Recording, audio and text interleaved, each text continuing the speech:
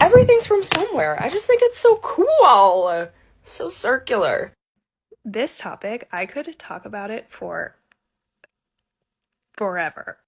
We talked so much about how fast fashion brands rip off big and small designers current day and how problematic that is. Obviously, fast fashion is much more problematic for other reasons as well, but every single designer has taken inspiration from somewhere else, whether they have a super unique vision or they are, a very standardized brand that has been doing the same thing for decades.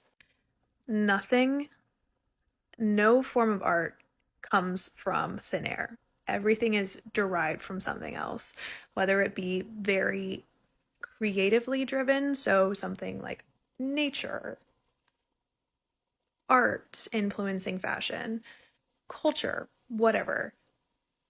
Or it could be something much more obvious, like seeing something in a thrift store and making a derivative of it. For some reason, Alexa Chung comes to mind when I think of this, and I think, unless I dreamt this, there was a YouTube video either on her own YouTube channel when she had her fashion brand, or it was one of the like Vogue series that she did.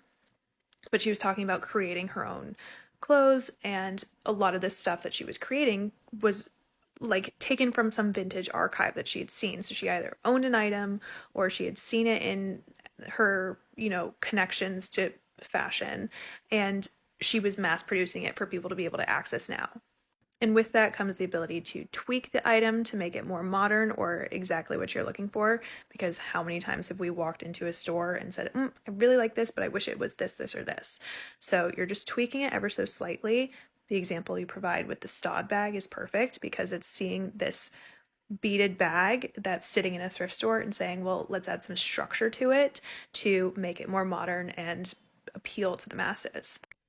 Speaking of Alexa Chung, obviously that huge YouTube series she did many years ago with British Vogue talks about this a little bit as well with copyright law and how fashion is not protected under copyright law due to its classification of function. No matter how artistic it is, down to the stitch, it can be duplicated without any sort of protection. I don't know if that's changed. This video is from like 2015, but that's kind of why you see this being acceptable everywhere. I could go on and on and on about this. I'm going to stop, and I'm just going to suggest the YouTube video, Everything is a Remix. It's not particularly about fashion, but it's about art and creativity in general, so I'll leave you there.